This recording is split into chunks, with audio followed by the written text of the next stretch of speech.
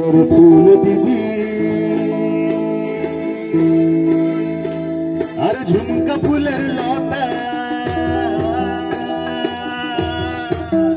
হে কত সুন্দর ফুল দিদি আরে ঝুমকা ফুলের লতা তার থেকে আরো সুন্দর বাইবেলের কথা দিদি পড়ো না ও দাদা পড়ো না মন যদি উথল পুথল করে